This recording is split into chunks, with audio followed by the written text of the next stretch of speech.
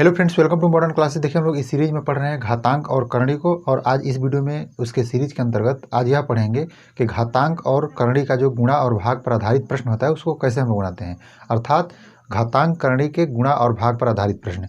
इससे पिछले वीडियो में हम लोग जोड़ और घटाव से रिलेटेड पढ़ लिए थे। यदि उस वीडियो को आप नहीं देखे हैं तो आप आई बटन पर चले जाइएगा और वहाँ से आप उस वीडियो को देख सकते हैं, या डिस्क्रिप्शन बॉक्स में भी लिंक दिया गया है।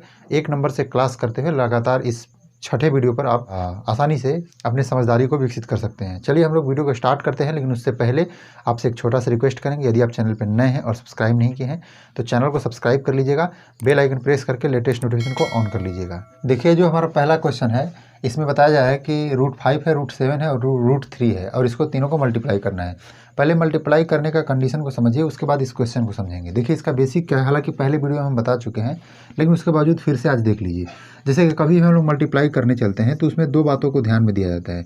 क्या क्या बात ध्यान में दिया जाता है कि जब पहले वाले रूट और दूसरे वाले रूट के विषय में कहा जाए और इसके अंदर वाले जो भी वैल्यू हो, यहाँ कुछ वैल्यू और कुछ यहाँ वैल्यू, जीरो मत समझिएगा इसको, हम यह बता रहे हैं कि यहाँ कुछ वैल्यू हो, तो इस वैल्यू को हम लोग डायरेक्ट मल्टीप्लाई कर देते हैं। इसके बाद आपको यह बात ध्यान में रखना होगा कि जो ए वाला है और ए वाला दोनों बराबर है कि नहीं। बराबर होने का मतलब यह है कि यहाँ भी रूट होना चाहिए और यहाँ भी रूट होना चाहिए। अंदर में क्या वैल्यू दिया है इससे कोई मतलब नहीं है, दोनों अलग अलग हो सकता है, सेम हो सकता है, कुछ भी हो सकता है, उससे कोई मतलब नहीं। बस इसका जनरली गुणा कर देते हैं, और साथ ही साथ जो रूट के बाहर वाला यहाँ वाला वैल्यू रहेगा और यहाँ वाला वैल्यू, इन दोनों को भी आपस में हम लोग गुणा कर देते हैं। यह बात आप समझ रहे हैं। कभी कभी ज़रूरत के अनुसार हम इसे तोड़ते भी हैं। जैसे कहने का मतलब यह है कि यदि रूट में 15 दिया हो तो 15 का मतलब यह भी होता है कि √3 × 5। यह बात तो आसानी से कह सकते हैं, लेकिन इसका मतलब यह भी होता है कि रूट में 3 × √5। यानी हम कहें कि ऐसा जब दिया होगा तो मल्टीप्लाई करके हम ऐसे लिख सकते हैं। यह बात तो आप जानते हैं, लेकिन कभी कभी ज़रूरत होता है कि इसको हम इन्वर्स में ऐसे भी तोड़ना पड़ सकता है। उसके आधारित हम लोग क्वेश्चन देखेंगे, लेकिन अब हम समझते हैं पहले क्वेश्चन को। तो यहाँ यदि हम देखें तो यहाँ देखिए रूट तीनों जगह रूट है, और उनके अंदर वाली जो वैल्यू है कुछ भी उससे कोई मतलब नहीं, नॉर्मली गुणा कर दीजिए। यानी कि 5 × 7 = 35, और 35 में 3 से गुणा करेंगे तो क्या हो जाएगा, 105 हो जाएगा। और 105 का वर्गमूल निकालना संभव हमारे लिए नहीं है। हालांकि संभव है, ऐसा बात नहीं है, कहने का मतलब हम आसानी से नहीं निकाल सकते हैं, इसलिए हमारा एक आंसर क्या बन जाएगा, यही बन जाएगा। यदि हम यहाँ देखिए बात करते हैं दूसरे वाले क्वेश्चन पर, तो यहाँ देखिए इसमें जो था वह स्क्वायर रूट था, लेकिन यहाँ देखिए क्यूब रूट है, क्यूब रूट है और क्यूब रूट है। यदि इन तीनों का हमको मल्टीप्लाई करना है तो हो सकता है कि नहीं, हो सकता है। क्यों हो सकता है, क्योंकि तीनों जो रूट है यहाँ, यानी क्यूब रूट है, वह क्या है, सब में सेम है, cube root cube root cube root. इसके अंदर का वैल्यू से हमारा कोई ज़्यादा खास लेन देन नहीं होता है, बस इसमें क्या करना होता है, मल्टीप्लाई करना होता है। तो 2 × 5 = 10, 10 से कितना हो जाएगा, 40। यानी हम ऐसा कह सकते हैं कि जो क्यूब रूट है उसको ऐसे ही रखने देंगे, उसके बाद अंदर में कर देंगे 40। बस इतना ही कर देंगे और हमारा क्या हो जाएगा, आंसर बन जाएगा। चलिए हम लोग नेक्स्ट क्वेश्चन देखते हैं। देखिए हमारा जो अगला प्रश्न है, इसमें बताया जा रहा है तीसरा नंबर क्वेश्चन में कि रूट में 15 फिर डिवाइड है, फिर कह रहा है कि रूट में 3। यानी कहने का मतलब है कि यहाँ की गुणा और भागा में तो बहुत ज़्यादा खास अंतर होता नहीं है, इसके विषय में जानते हैं, बस उसका इन्वर्स होता है, उल्टा होता है। तो हालांकि इसके लिए कोई विशेष नियम नहीं है, जैसे वैसे उसमें है वैसे ही इसमें भी है। तो एक बात यहाँ ध्यान दीजिएगा कि हमें इससे और इसके क्या करना है, भाग देना है। तो कहने का मतलब हम यह कह रहे हैं कि जैसे जस्ट अभी पहले बताए हैं कि 15 को हमको वैसे लिखना हो तो क्या हम ऐसे लिख सकते हैं क्या, कि रूट में 5 गुणे रूट में 3, ऐसा लिख सकते हैं। फिर डिवाइड करना है हमें रूट में 3 से। हालांकि इतना हम तोड़कर इसलिए बता रहे हैं कि आगे चलकर जब बड़ा बड़ा क्वेश्चन मिले तो आपको तोड़ना ना पड़े, आप अपने दिमाग से इस चीज़ को लॉजिकल तरीका से लगा सकते हैं। तो इस प्रकार से यदि हम काटेंगे तो ये डायरेक्ट हमें मिल जाएगा क्या, रूट में 5। लेकिन यह भी बात आप कह सकते हैं कि सर आप बता रहे थे कि अंदर का अंदर से मल्टीप्लाई किया जाता है, यदि मल्टीप्लाई होता है तो क्या अंदर से अंदर का डिवाइड नहीं कर सकते हैं? तो आसानी से कर सकते हैं। तो 3 × 5 = 15 चाहे तो डायरेक्ट इसका आंसर √5 लगा सकते हैं। ठीक है, इस बात को भी कभी कभी हमें ध्यान में रखना होता है कि जब अंदर में कुछ अलग आ जाए तो तोड़कर हमें लिखना पड़ता है। अब देखिए जैसे हमारा यहाँ है, तो यहाँ हम आपको बात बताए थे कि गुणा में केवल रूट को देखिए, रूट का वैल्यू है वह समान है कि नहीं। तो रूट देखिए, यानी कि यहाँ क्यूब रूट है, क्यूब रूट यहाँ भी है, बात बराबर है, इसलिए हम ऐसा चाहें तो ऐसा कह सकते हैं कि अंदर वाले का डायरेक्ट हम डिवाइड कर देंगे। तो 7 × 4 = 28, इसका मतलब क्यूब रूट 4 हो जाएगा। कितना आसान है, मतलब इस बात को आपको थोड़ा सा ध्यान में रखना होगा।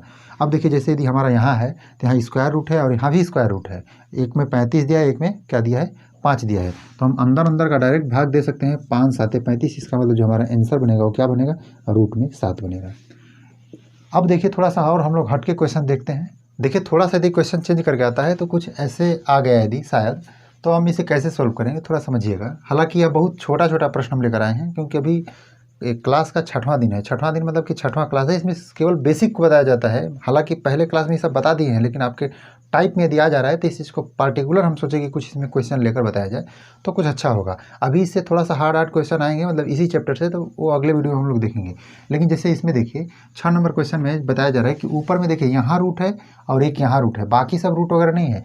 तो एक बात आप कह सकते हैं कि इसका यदि हम वर्गमूल निकाल दें और इसका भी वर्गमूल निकाल दें तो हमारे लिए आसान हो जाएगा।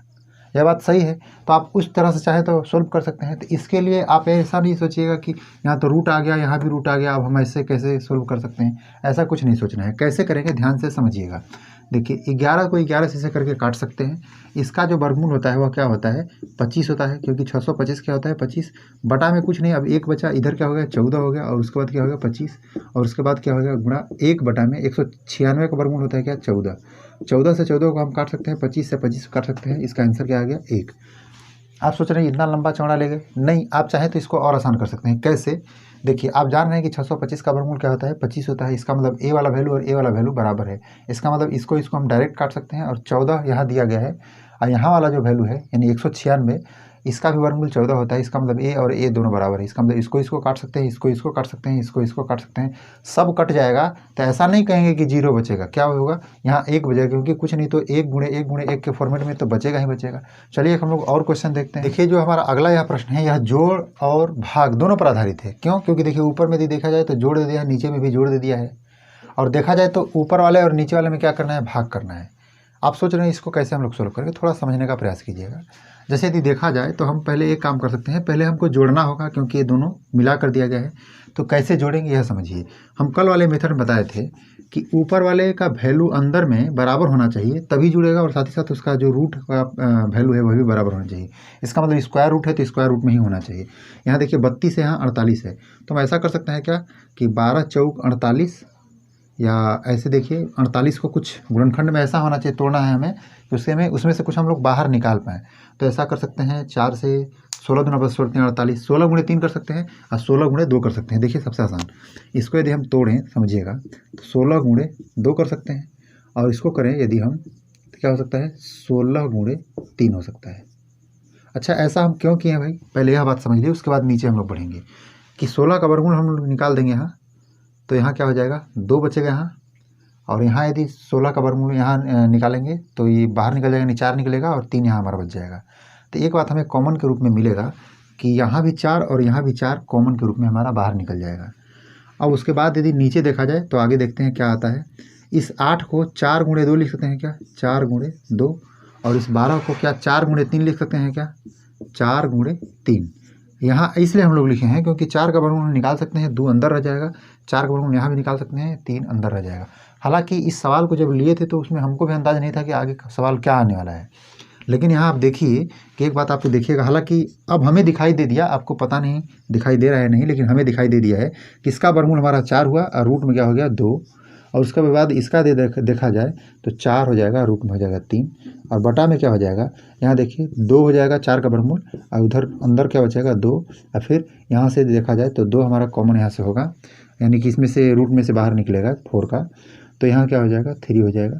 यदि आप देखें तो ऊपर में देखेंगे तो 4 को यदि कॉमन करेंगे तो क्या हमारा बचेगा रूट में 2 और प्लस रूट में 3 बचेगा, और फिर यदि नीचे देखा जाए तो 2, और फिर क्या हो जाएगा रूट में 2 बचेगा यहाँ, और उसके बाद रूट में 3 बचेगा।